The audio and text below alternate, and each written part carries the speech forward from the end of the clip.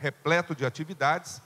A primeira palestra sobre inovações nos sistemas de cultivo de café, a busca constante da competitividade e sustentabilidade, tema importantíssimo, como aliar competitividade com sustentabilidade. O palestrante da Embrapa Café, o Dr. Antônio Fernando Guerra.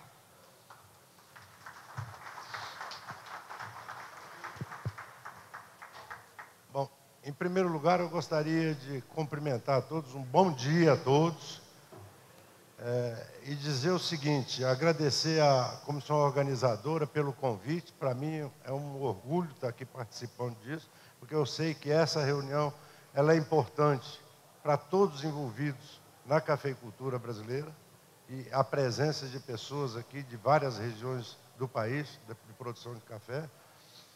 Agradecer essa oportunidade. Eu não venho aqui para ensinar nada a ninguém, eu vim aqui para mostrar um pouco de experiência que a gente teve num período aí de 12 anos trabalhando com café. O que nós vamos mostrar aqui não é coisa que eu fiz, eu participei disso. É resultado do trabalho árduo, do trabalho de equipes de pesquisadores de vários centros da Embrapa, da Ipamig, da Universidade de Lavras, do Incapé.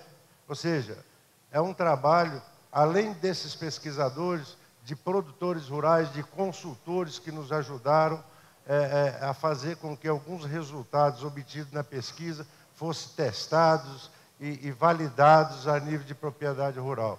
Então, eu vou mostrar de uma forma global aquilo que a gente hoje tem de resultado de pesquisa e de validação dessas pesquisas a nível de propriedade rural.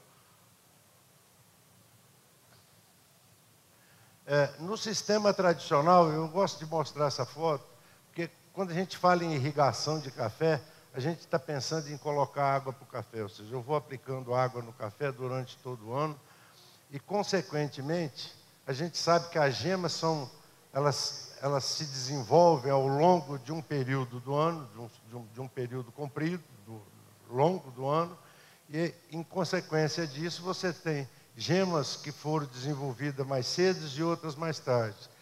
Então, você não tem, naturalmente, um sincronismo nesse desenvolvimento de gemas. Quando você chega num determinado período do ano, então você começa a ter os períodos de florações. O normal, quando se faz irrigação durante todo o ano no café, e ficamos dependentes de condições climáticas, como pressão de vapor, temperatura e assim, umidade do ar, o que acontece? Nós temos 3, 4 e até 5 períodos de floração. Consequentemente, no momento, você tem um desenvolvimento de grãos e floração acontecendo de uma forma não simultânea. E, no momento da colheita, o que você tem? Você tem uma produção toda desuniforme. Você tem boia, você tem grão cereja e grão verde. Então, a não ser que a gente fizesse igual os colombianos, de catar um a um, nós estaríamos, então, numa situação onde nós teríamos, no máximo, 20, 30% de fruto cereja no momento da colheita. Um outro problema que nós temos na cafeicultura é a questão de controle da floração do café.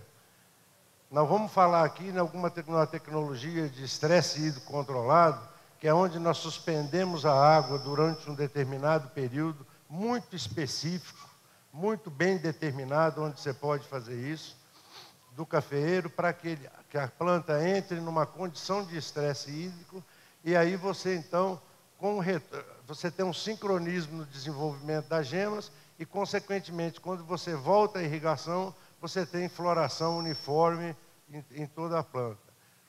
Por que isso? Porque a importância de você ter controle sobre o momento da florada do café, ele está diretamente ligado ao pegamento ou não dessa florada.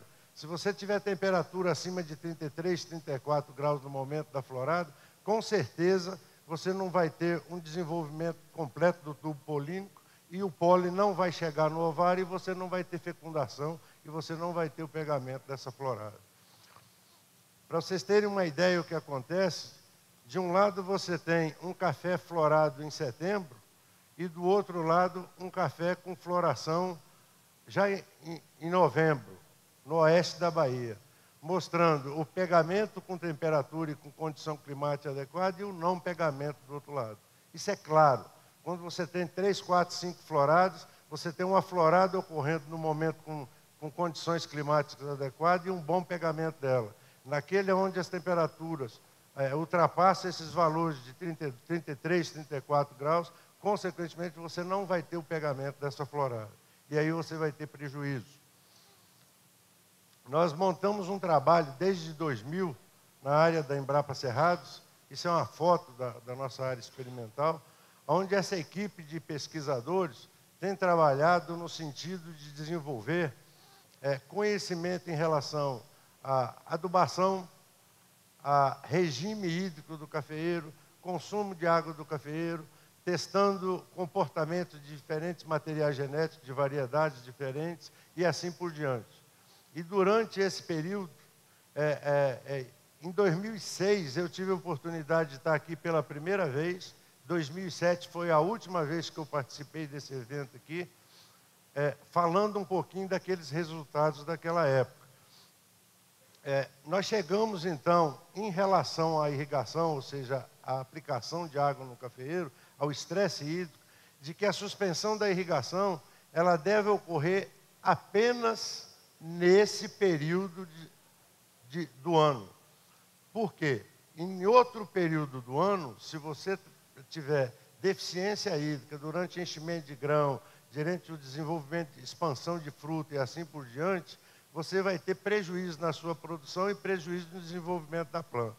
Então, nós chegamos à conclusão que para sincronizar o desenvolvimento das gemas e você ter uma florada adequada, ou seja, uniforme, você tem que suspender a irrigação nesse período, entre 20 e 24 de junho, e aí acompanhar o desenvolvimento das gemas, até que mais de 80% dessas gemas reprodutivas atinjam aquele estágio de desenvolvimento que a gente chama E4. E aí, então, você faz o retorno da irrigação para, depois de 10 a 14 dias, você ter uma floração uniforme e intensa. É importante notar que a data limite para retorno de irrigação, ela não deve ultrapassar o período de 4 de setembro. Por que não?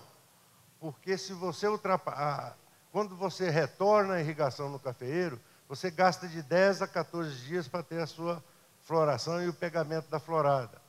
Se você ultrapassar essa data, você vai ter o período de floração ocorrendo já para o final de setembro, onde em alguns anos você tem temperatura superiores àquela adequada para o pegamento dessa florada. E aí você vai ter prejuízo. Então, essa data de 4 de setembro, ela é uma data que, independente se houve ou não sincronismo, você tem que voltar a irrigar. Porque senão você pode estar comprometendo toda a sua produção em função do pegamento ou não da florada, se ocorrer temperaturas mais elevadas. Por que nós temos que suspender a irrigação 20 e 24 de junho? Por que lá no início? Porque o perfil do solo tem água e a planta tem que consumir essa água para entrar numa condição de estresse hídrico e aí sim causar o sincronismo do desenvolvimento das gemas. Nos primeiros 30 dias após a suspensão da irrigação, a planta ainda não entrou em estresse hídrico, ela está funcionando de forma totalmente normal porque está usando a água do perfil do solo. À medida que ela vai extraindo essa água, que a água vai ficando limitante no seu sistema radicular, aí é que ela começa a entrar nessa condição de estresse hídrico e aí é na hora que vai começar a ocorrer, então, esse sincronismo de desenvolvimento da gema. Normalmente a partir de 10 de agosto. Então, esse é o nosso objetivo. Você ter gemas nesse estágio de desenvolvimento, para que na hora que volta a irrigação, você tenha então uma floração uniforme em toda a planta. Com isso, você vai ter uma maturação uniforme e, consequentemente, você vai poder colher um café à máquina ou todo de uma vez e tratar esse café de uma forma adequada para ter um café com melhor valor de mercado. Em relação ao rendimento, se a gente observar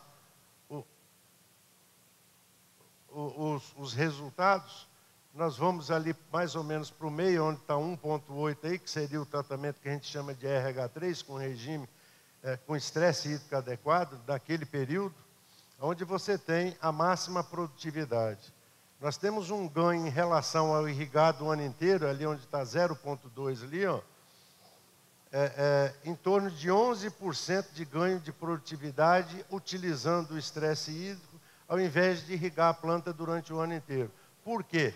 Porque nós deixamos de colher uma grande parte de fruto verde que ainda não completaram o enchimento de grão. E deixamos também de perder parte daquele fruto seco, boia, que vai cair no chão, ficar ardido e não vai ser aproveitável como café.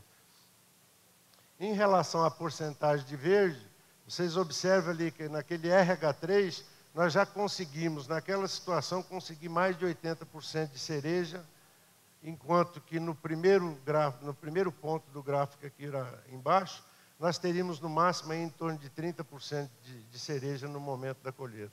Ou seja, porque o café, o mais importante de tudo é o seguinte, a gente tem que ter ideia, o café cereja está na sua máxima qualidade. Nós estragamos ele muitas vezes depois que pegamos ele e levamos, ou transportando, ou deixamos armazenado, ou tratando ele de forma inadequada.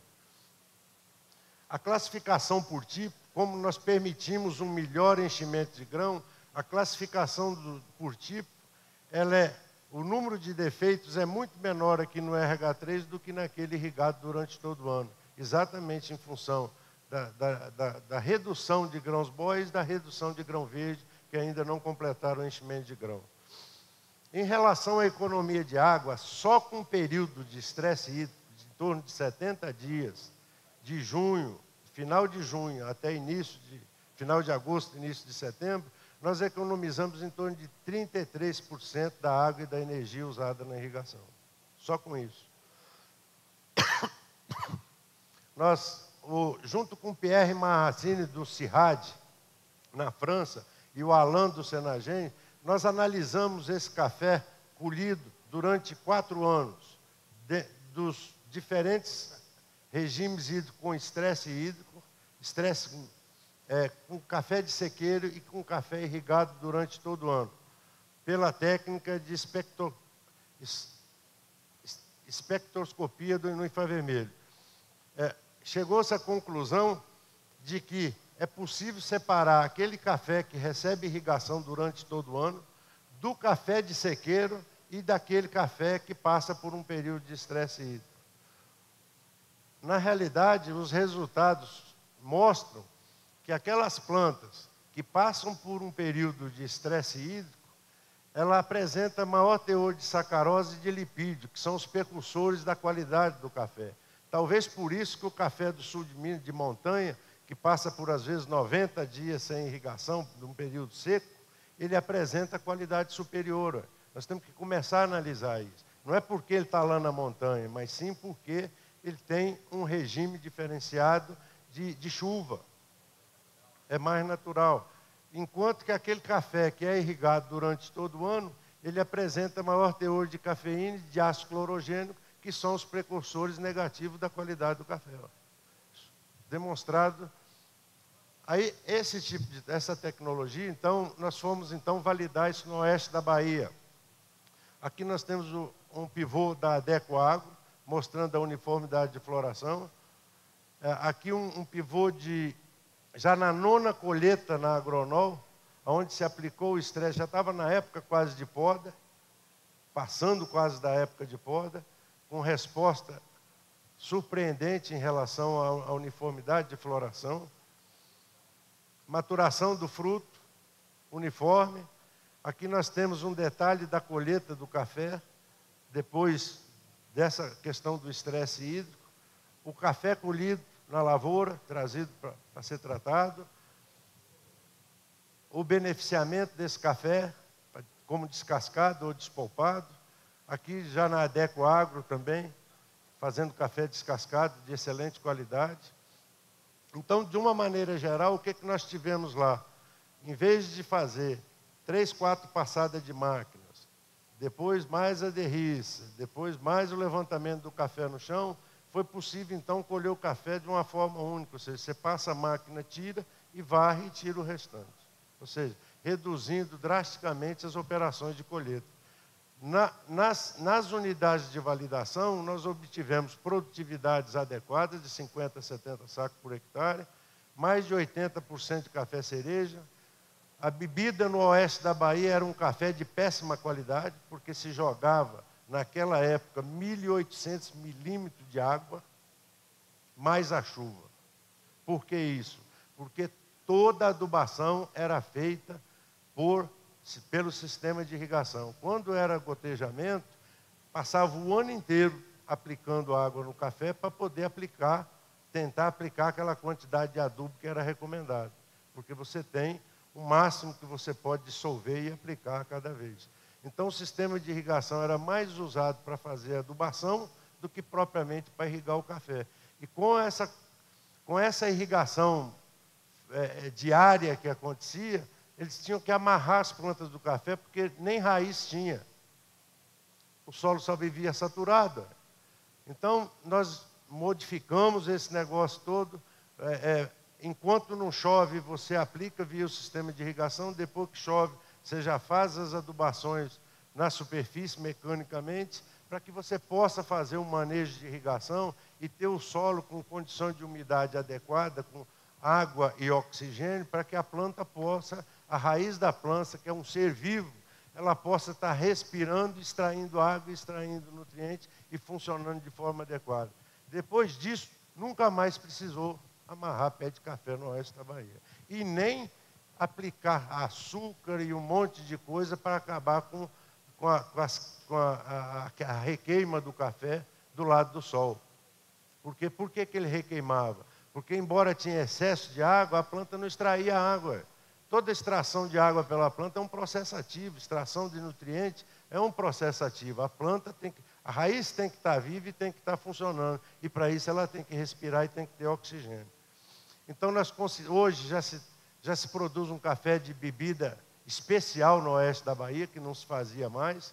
Nós tivemos redução daqueles grãos mal formados. Isso ainda é um problema que nós não conseguimos resolver. Eu não sei se está ligado à parte genética do material, o que é, mas nós ainda temos um alto percentual hoje de grãos mal formados, que nos tira um pouco da possibilidade de potencializar o rendimento em termos de dinheiro, ou seja, de preço de café. Nós tivemos 40% de redução na operação de máquina, melhor aproveitamento da varrição, porque não estava encharcado, e uma redução de em torno de 30%, 35%, 40% de água e de energia na irrigação. Isso, 40%, associando o estresse hídrico e o manejo de irrigação, fazendo o manejo de irrigação de forma adequada. Viemos para o sul de Minas, junto com o Gu e Carvalho, trazer esse tipo de coisa. É possível aplicar isso no sul de Minas? Aí fomos do Lago de Furnas, no fundo, na Fazenda Santa Helena, que era do Marcelo Vieira, não sei agora quem é que está na frente disso, mostrando a floração, depois do período de estresse hídrico, mostrando o café colhido. E o que nós tivemos é o seguinte: nós não conseguimos ter uma única floração, mas nós reduzimos de 5 períodos de floração para apenas 2, e passamos de 43 de cereja para 69. Qual que é a forma de usar isso numa região onde você não tem um período muito bem definido de seca, que vai ocorrer uma chuva? Se ocorrer uma chuva durante aquele período que você está suspendendo a irrigação, e essa chuva, você perceber que ela vai causar uma abertura de flores, você completa aquela chuva, se ela não fosse para 40 milímetros, e suspende de novo. Vai acontecer aquela floração, o pegamento, o chumbinho vai ficar lá, e deixa a planta entrar em estresse de novo. Ela não vai jogar esse chumbinho fora por nada nesse mundo.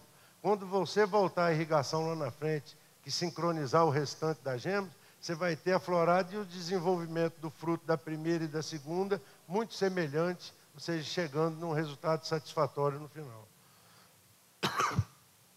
A questão de estratégia de manejo de irrigação. Vamos falar um pouquinho de irrigação. Um dos grandes ganhos hoje na irrigação, principalmente no cafeeiro, é que hoje não se precisa mais irrigar a área total. Hoje nós podemos usar um pivô tipo lepa ou um gotejamento para fazer irrigação no cafeeiro, aonde nós aplicamos uma lâmina semelhante, mas um volume de água muito menor. Enquanto num pivô de 100 hectares eu tenho uma vazão, às vezes, bombeada para irrigar de 400 metros, 380, 400 metros cúbicos por hora, aqui eu trabalho com 260, 250, 260. Ou seja, nós gastamos muito menos água para produzir a mesma quantidade de café. Por quê? Porque nós molhamos apenas a área coberta da planta, ou seja, as linhas de plantas. E isso foi um grande benefício para a cafeicultura. A questão da irrigação com déficit hídrico, que seria o estresse hídrico controlado, aumenta a eficiência no uso de água, e essa restrição hídrica a gente tem que ter na cabeça. Não adianta, ela só pode ser feita nos estados fenológicos da planta com maior tolerância. No caso do café, onde todo mundo já sabe, é o período de repouso, é aquele período de julho e agosto, que é quando você tem as menores temperaturas, que mesmo você adubando, irrigando e fazendo tudo direitinho, o crescimento do café, o desenvolvimento é muito pequeno. Então, usa esse período exatamente de repouso para forçar o sincronismo das gemas e obter aquela floração uniforme. Em relação ao manejo de irrigação, existe N possibilidades. Você pode usar medida de tensão de água no solo, com tensiômetro, sondas de medição de umidade, classe A ou estação meteorológica com algum modelo climático. Uma coisa que nós temos que ter em mente é que, após um período de estresse hídrico, você consome aquela água do perfil e a lâmina líquida que tem que ser aplicada após esse período para floração, a mínima é 40 milímetros. Tem alguém que aplica, o pessoal de Unai aplica 80, às vezes até 100 milímetros para fazer isso. Mas o mínimo que tem que ser aplicado é 40 milímetros. Não adianta você deixar a planta passar por um período e depois querer fazer irrigação diária de 5, 6 milímetros, 10 milímetros, para fazer o café florar, que ele não vai florar. Você vai complicar a vida do café. O mínimo que tem que ser aplicado, mínimo, é 40 milímetros. Uma vez, não, se no equipamento não tiver condição de fazer uma vez, você faz uma, duas, três, sequencial, até completar a caixa do solo para ir começar a fazer, então, a partir daí o manejo de irrigação. E eu quero chamar a atenção também que se ocorrer uma quebra de equipamento durante um período de irrigação, que aí vai consumir água daquele perfil de solo, toda vez que você for voltar a irrigação de novo, você tem que encher a caixa para depois continuar manejando. Não é partir de um déficit e continuar a partir daquele déficit com essas lâminas pequenininhas. Nós definimos durante vários anos, isso aí não é medido de um ano, os coeficientes de cultura para café em formação e café em produção. Você vê que os coeficientes descem lá embaixo exatamente nos meses mais frios do ano, quando a planta já está em repouso.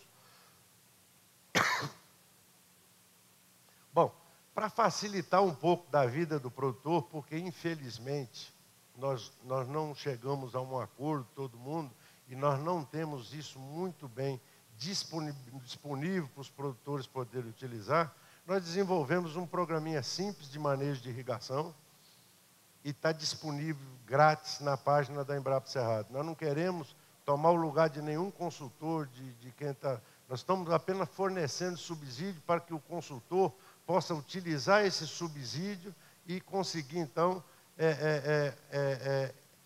passar ao produtor aquilo que ele tem que fazer, como que ele tem que fazer. Isso é um subsídio para produtores e para os consultores, daí para frente, tocarem na frente. Nós fizemos um programinha, onde lá não é só café, tem café lá na Embrapa Cerrados e culturas anuais. Você só entra na internet, naquele endereço acima, escolhe café, aí você vai dizer se é café em formação, ou seja, até 2 anos, aquilo ali está errado. Na realidade, eu tenho que baixar aquilo para 18 meses, nós ainda vamos consertar isso, porque hoje, como nós estamos fazendo, dependendo da época do plantio, você tem café 16 meses já produzindo, ou 18 meses ou 2 anos. E café com mais de 2 anos já em área de produção.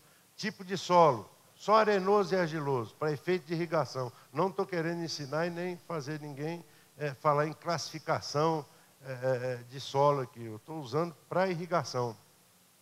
E aí você vai ter informado durante, por exemplo, você informou lá que é solo arenoso, que é café, mais de 2 anos, aí se é um sistema localizado ou solo arenoso, ele vai te dar um turno de rega de 3 dias e te dá, a cada 3 dias, se você entrar, a lâmina líquida que você vai aplicar. A partir daí, você toma a sua decisão de como fazer. Nós ainda também fornecemos para aqueles que são interessados uma tabelinha no Excel, onde ele entra com as lâminas do programa de manejo de irrigação, com a chuva, e faz então o balanço para ele poder fazer o manejo de irrigação da sua lavoura de forma adequada.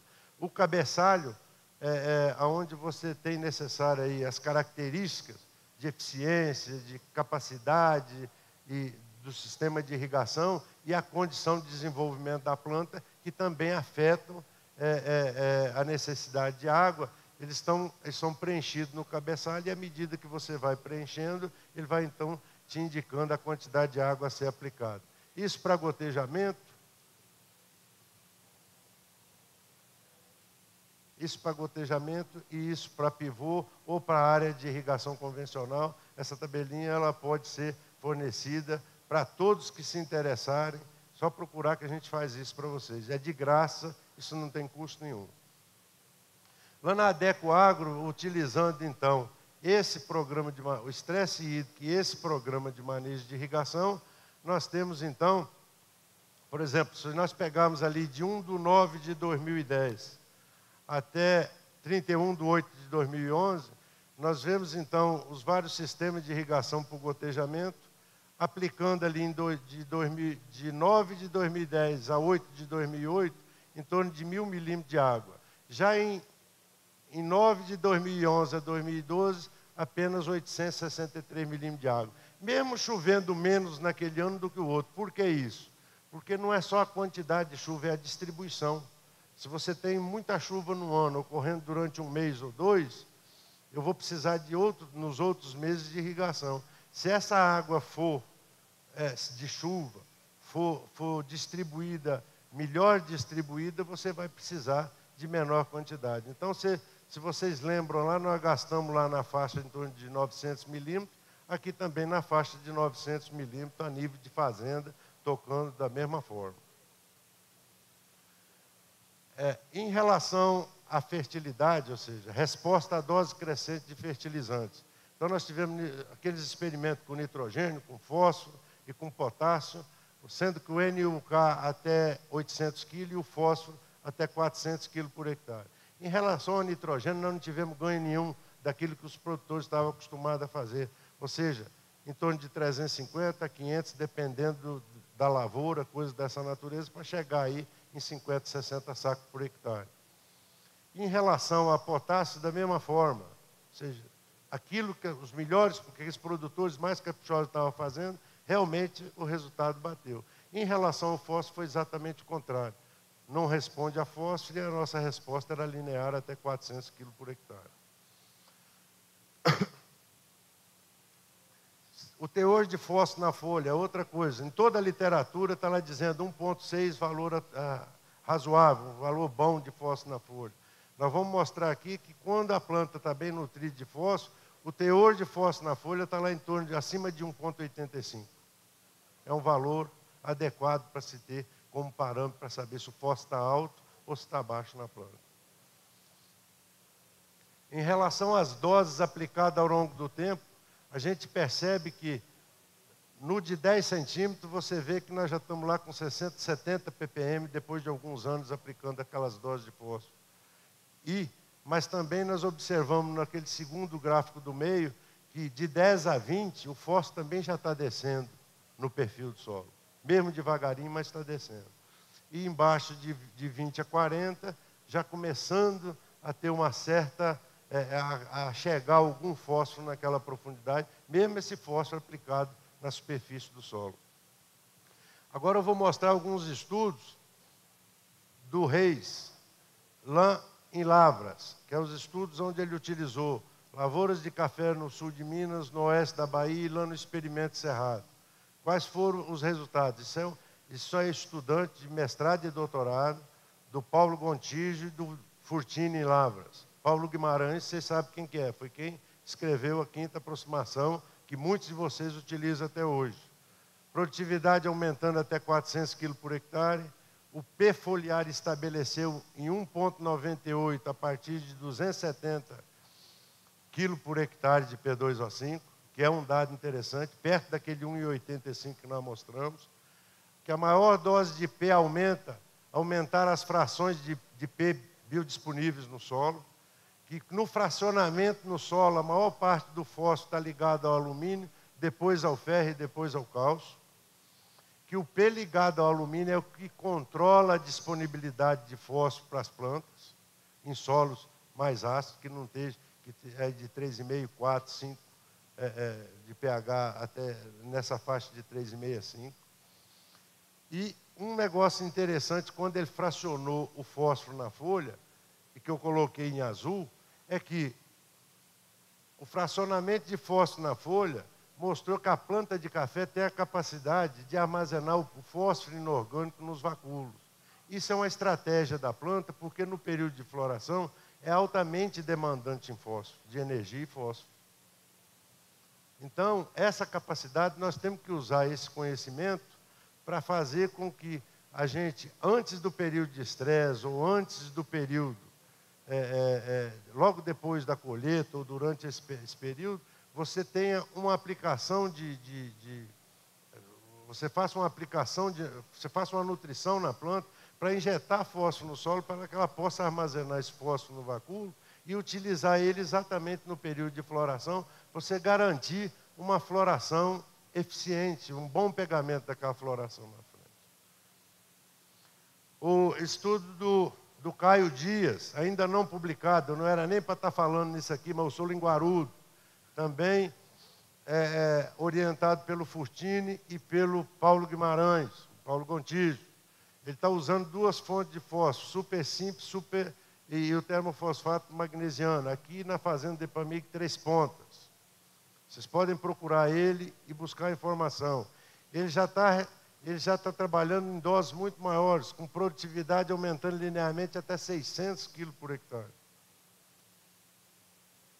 3 colheitas. Ninguém está falando mais em 300. Ou seja, a resposta é linear, ela vai embora. Eu fui até 400, ele está indo até 600. Eu usei super triplo para poder não ter confundimento. Ele está testando as outras fontes, está chegando no mesmo resultado, é linear. Então nós temos que ver qual que é a dose máxima economicamente, até onde nós temos que chegar. E um negócio importante que o fósforo foliar também, estabilizou de 1,85 e 1,90 a partir de 300 kg por hectare. Então, aquele 300 kg por hectare, ele não está muito fora. Ele está mais ou menos dentro daquilo que você consegue ir aplicando e a planta conseguir levar isso para a folha e ser utilizado para frente. Validação da transferência do equilíbrio nutricional para o oeste da Bahia. Quando nós fomos chamados no oeste da Bahia, o café crescia e não tinha gema. Cresceu bonito, mas não apareceu gema. O que aconteceu? Nós analisamos várias glebas de café que tinha recebido e não tinha recebido fósforo e chegamos à conclusão que tinha área com 5 ppm de fósforo, que tinha recebido lá 150, 180 kg de P2O5, estava repetindo a carga. A outra estava com 100 ppm de fósforo ou mais e tinha recebido 0 e não tinha mostrado gema. Então não foi ao acaso. Nós tínhamos os resultados experimentais e tínhamos também a indicação de áreas de lavoura, onde estava acontecendo, que nós tínhamos o que era feito na lavoura, o que era publicado, o que estava produzindo, para poder tomar decisão e dizer, é necessário fazer isso. O que é isso? Mas a coisa aqui complicou, viu?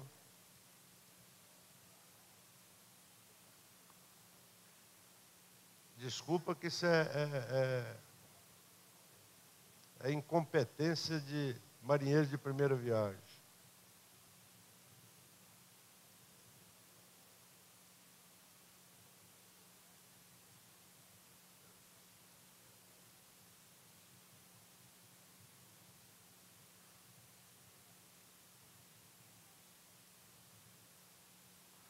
Depois da aplicação de fósforo, desculpa, esse foi o intervalo para vocês pararem para pensar, eu acho que é estratégico. Vocês observam, até os grânulos de fósforo, o sistema radicular saindo debaixo da folha do café, você tirando a folha, mostrando que ele estava realmente, quando se aplica em cima da folha, você vê realmente aquelas radicelas que são extremamente eficientes na absorção, saindo para buscar esses elementos.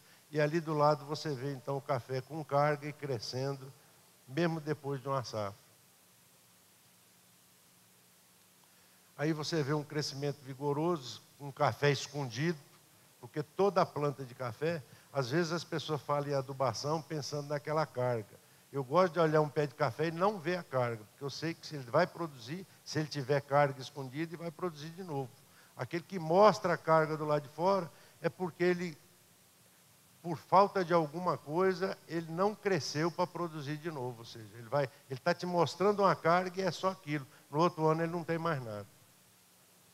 Em relação à Adecoagro, na Fazenda Lagoa do Oeste, Rio de Janeiro, vocês verem em 2007, uma produtividade de 20 mil sacas.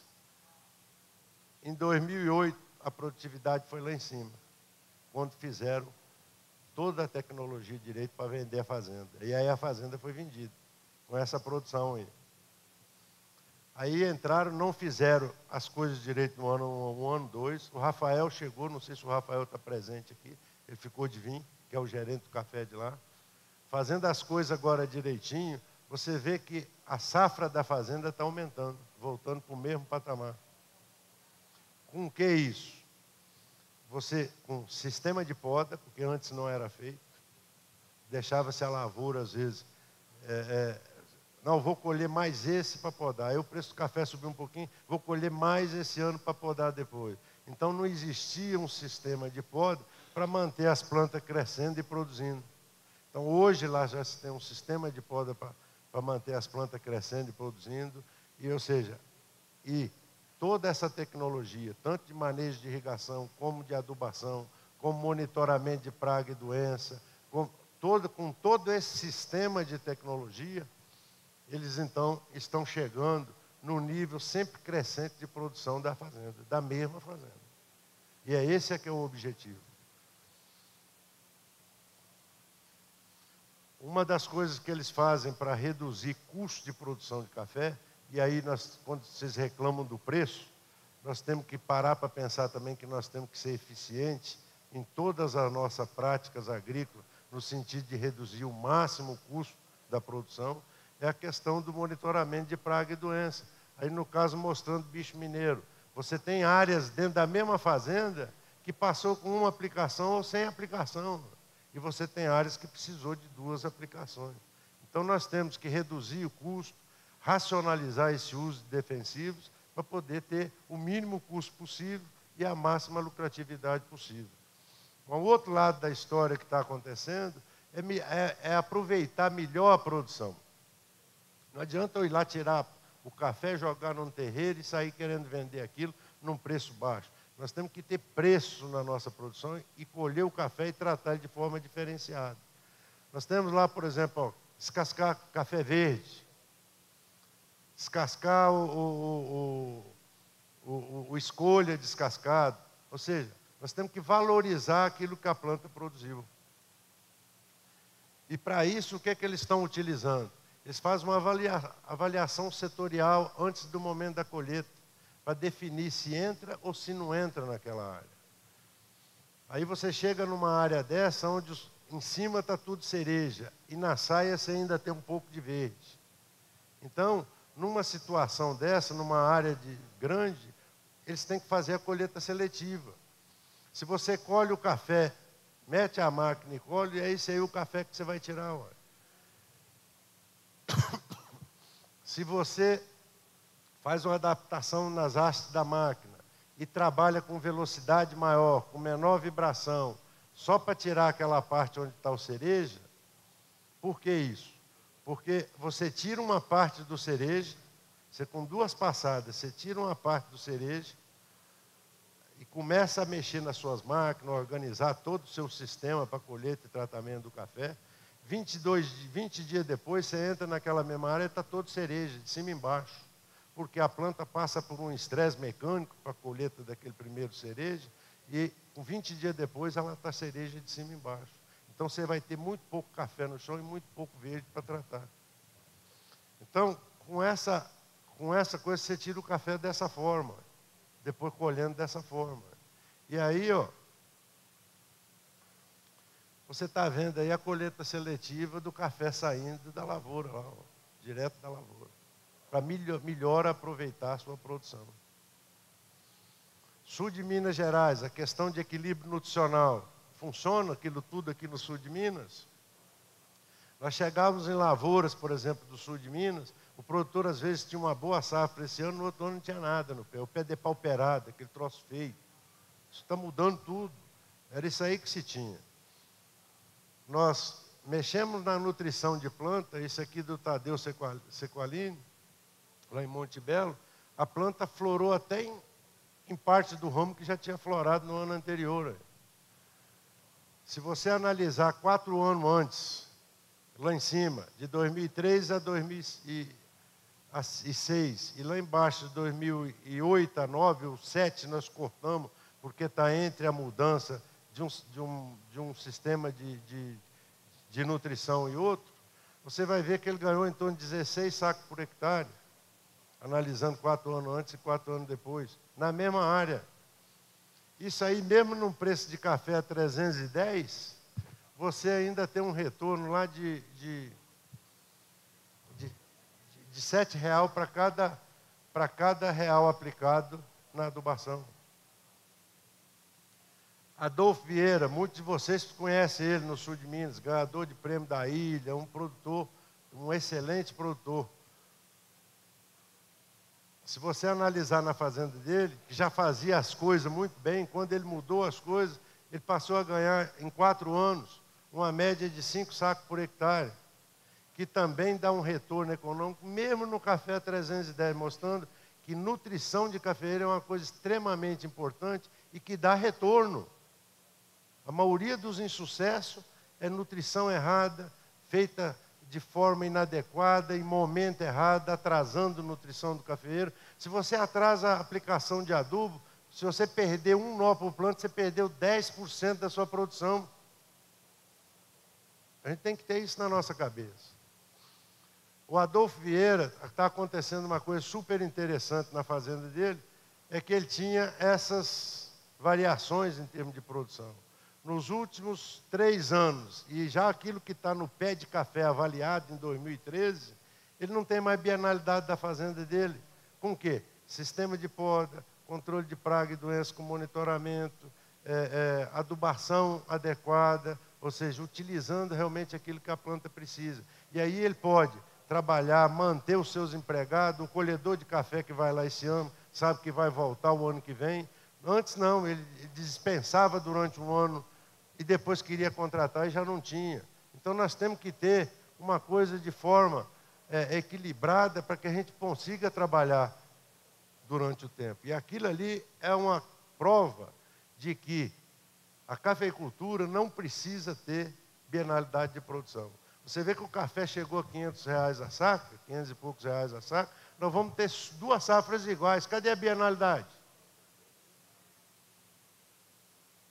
Porque todo mundo tratou das lavouras.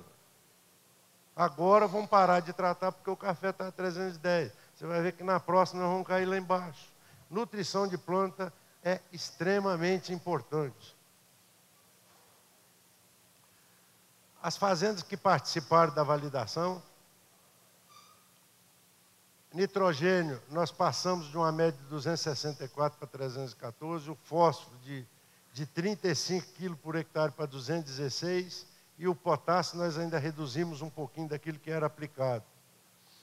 Isso é a bienalidade de produção que ocorria antes. 15 sacos, 18 sacos para 40 e daí por diante. Antes de mudar a nutrição de planta. Isso é a bienalidade que acontece depois disso. Isso não é dado meu não, as pessoas estão fazendo isso lá e estão mandando. É o resultado da fazenda. Não é resultado de uma areazinha não, das fazendas, como um todo. E essas produtividades É produtividade incluindo a área podada. Não é produtividade só da área de produção, não, da fazenda. É geral. Ué. O problema nosso em termos de adubação é que nós temos diversos sistemas de cultivo. Nós temos, em relação a espaçamento tradicional, adensado, renque para mecanizar. Nós temos em relação ao manejo, se é tudo manual, se é mecanizado, em relação a irrigado ou é de sequeiro, ou seja, é uma parafernália de coisas que nós temos de situação diferente. Então, como é que nós vamos fazer uma recomendação de adubação? Nós temos uma tentativa, com lavouras, com capacidade no máximo para 40 sacos, seria a máxima dela, que aí seria plantas com menos de 3.000 plantas por hectare, aquele espaçamento antigo, lavouras velhas, coisa dessa natureza. Nós temos que tratar essa lavoura de uma forma. Não adianta eu querer tratar ela como uma Ferrari, que ela não vai ganhar nenhum prêmio de Fórmula 1. Ela vai chegar no máximo em 40 sacos por hectare num ano bom. Nós já temos no meio ali uma lavoura em torno de 50 sacos, mas aí nós temos lavoura acima de 3.000 plantas por hectare. Mas essa lavoura ela está fazendo uma fase ou as duas.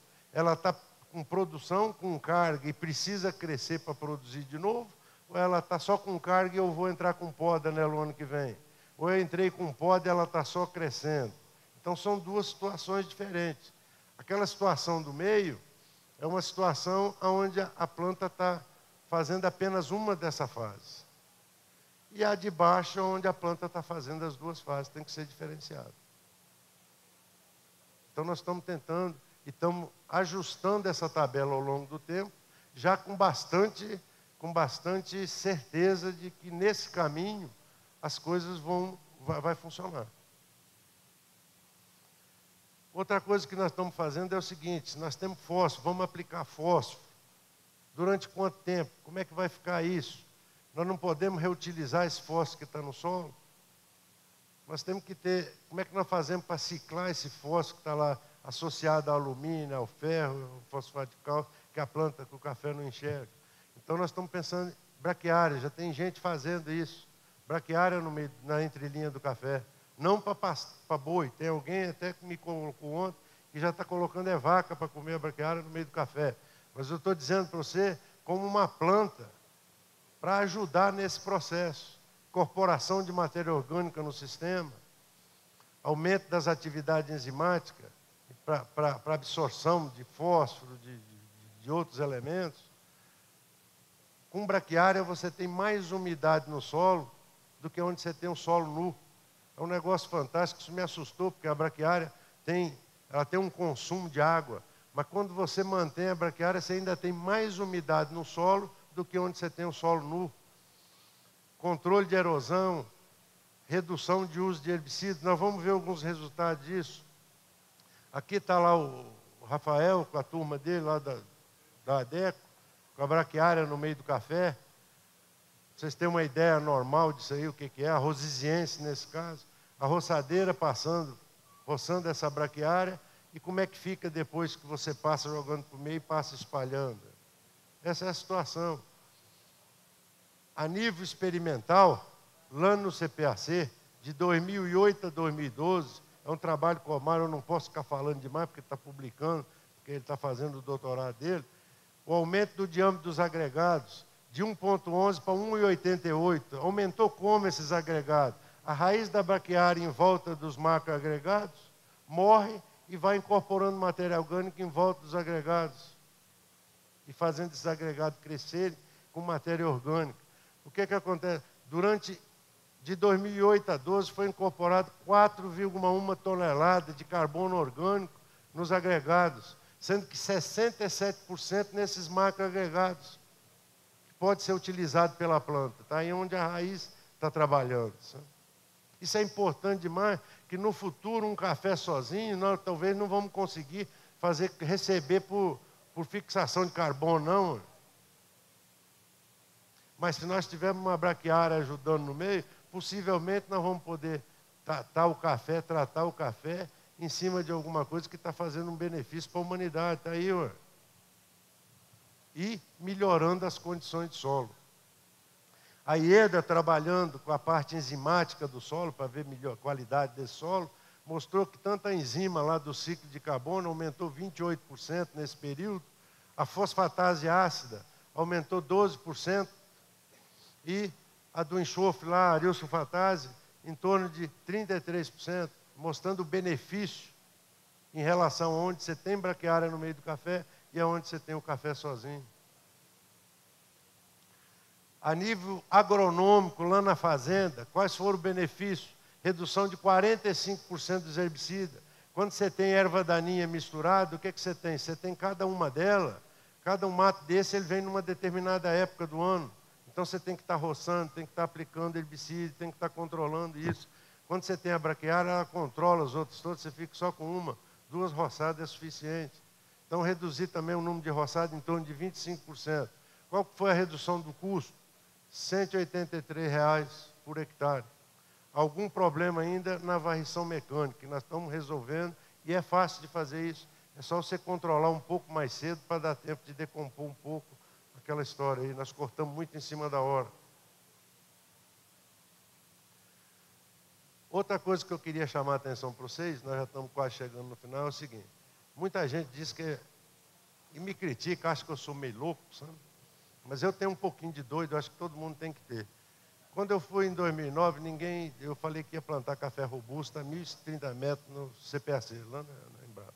Aí me disseram que ia morrer tudo. E eu fiz o seguinte, eu plantei, foi em abril, para chegar logo a época seca, morrer e eu passar a grade. Mas infelizmente não morreu não, ele se saiu muito bem. Aí nós estamos ali, a floração desse café robusto, e é o robusto tropical, não é ainda a variedade desejável para nós plantar, porque isso é de semente, porque eu preciso de variabilidade para selecionar os melhores material genético. Eu e o Gabriel selecionando os melhores material genético para a condição de irrigado e para a condição de colheita mecânica. Porque lá no Espírito Santo eles selecionaram planta com haste única, para colher na mão. Nós aqui precisamos de café que palmeia também, para colher mecanicamente, para poder vibrar direito e tirar. Muita gente fala, café robusto não dá para colher mecanicamente. Eu, quando era menino, eu derriçava na vara, depois que ele está passas e seco. Ele não joga o café fora igual a arábica, por que eu não posso deixar ficar passas e passar a máquina? Não tem problema nenhum, eu só não posso querer tirar de cereja. Eu e o Gabriel fizemos um estudo lá, um fruto de café verde, para você tirar ele do conilão, você precisa de 500 e poucas gramas. Pendurar 500 e poucas gramas nele. Quando ele está vermelho, você precisa de 1,1 kg. E quando ele está passas, ele sai tão fácil como o arábica cereja. Então, é tudo uma questão de trabalhar e colocar as coisas para frente. Isso é um detalhe do florescimento, lá a 1.030 metros de profundidade, já aplicando estresse hídrico nele. Na primeira safra, só 45 dias. Na segunda, agora já foi 70, normal. Não tem problema nenhum. Aqui está o detalhe do café que foi colhido da planta, tirado da planta. O interessante disso aí é o seguinte. Teve plantas, várias plantas, com 13 litros na primeira safra. Isso é mais de 100 sacos por hectare. Porque enquanto nós precisamos de 400 e pouco, quase 500 litros para fazer um saco de café no arábica, eu só preciso de 300. Com 300 litros eu faço um saco de café robusto. Aqui já a segunda safra agora, cheia, 2012. Já na média geral, 130 sacos. Isso não me interessa. O que me interessa é selecionar as plantas que têm as características para aquilo que nós vamos lançar e vamos fazer. E eu e Gabriel estamos devendo para a Embrapa uma variedade de café produtivo e excelente para colher a máquina em 2016. Isso nós já prometemos e vamos cumprir. Vamos só levantar mais umas coisinhas. Quais são os erros na nutrição do cafeeiro? Atraso em adubação. Para quem quer ter sucesso na agricultura, na cafeicultura, você não pode ter esse direito de atrasar a adubação do cafeeiro. Aplicação de baixa dose de P2O5, já está estudado, provado em várias regiões que funciona isso. E se vocês tiverem dúvida e falar, não, eu vou continuar usando a quinta aproximação, converse com o Paulo Gontijo. Ele é o primeiro autor desse negócio. E é ele que está dizendo que responde linear até 600 quilos por hectare. Aplicação de calcário seguida de adubação fosfafada, isso é um crime. O cara vai lá, joga calcário, branqueia o café todinho e vem jogar fósforo. Não vai responder mesmo, não. Vai fazer fosfato tricálcico. A planta não enxerga isso. Então, se você precisa aplicar calcário, você primeiro aplica o fósforo, deixa a planta absorver isso. Quando chegar lá para outubro, para frente, outubro, novembro, aí você faz seu calcário. Ou então faz aquilo que o Paulo Gontijo está dizendo hoje. Esquece esse negócio de calcário, porque café não liga para alumínio. As lavouras mais bonitas que eu conheço estão com pH 3,5. Abaixo de 4. O café precisa de cálcio. Então, o Paulo hoje já está falando em adubação com cálcio. Adubação com cálcio, adubação com magnésio, adubação com essa história.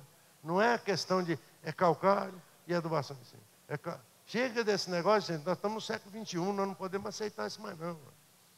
E essas baixas de dose de fertilizantes, que exatamente é a questão da pobreza de espírito que faz com que você tenha essa bienalidade acentuada na lavoura. Está provado para mim esse ano que nós temos 2 anos, preço de café bom, as pessoas cuidando da lavoura e 2 safras muito semelhantes sendo produzidas no Brasil sem bienalidade nenhuma. Então, em relação à irrigação, o maior crime do mundo é aplicar água todo dia no café. Eu estou falando isso porque esse negócio me deixa doente. Eu sei que num solo arenoso, quando eu jogo água, eu tenho que saturar para essa água descer. Eu saturo a camada de cima, vou aplicando para ela ir descer. Para drenar os macroporos num solo arenoso, eu gasto 18 horas, 18 a 24 horas. Num argiloso, mais do que isso. Se eu boto água todo dia, eu estou mandando o solo saturado. Com o solo saturado, a planta está lá murcha, com as folhas assim, e o solo saturado, que ela não tem como extrair, está matando o sistema radicular afogado. Ela não respira. Então, mesmo num solo arenoso, você não pode irrigar com uma frequência maior do que 3 dias. Porque você tem um dia com excesso de água no solo, mas você tem 2 dias com uma umidade adequada para que a planta possa extrair água e extrair nutrientes, que a extração de nutrientes é um processo ativo. Isso, pelo amor de Deus, é terrível essa história. Sabe? E um outro lado da irrigação que me deixa muito triste também é ver muito dos sistemas operando numa uniformidade de distribuição deplorável, sem manutenção. Você com estresse hídrico, você tem 60 dias aí, pelo menos 70, você não está precisando irrigar, faça a manutenção do seu equipamento de irrigação, para quando chegar lá na frente você poder fazer uma irrigação adequada e ter sucesso. Ou seja, aplicar água e energia o mínimo possível para ter o máximo rendimento e ter o melhor desempenho do seu cafeeiro. Essa é a mensagem que eu queria deixar e vou estar disponível depois para nós discutir, para perguntar e questionar essas coisas. Muito obrigado aí pela paciência de vocês.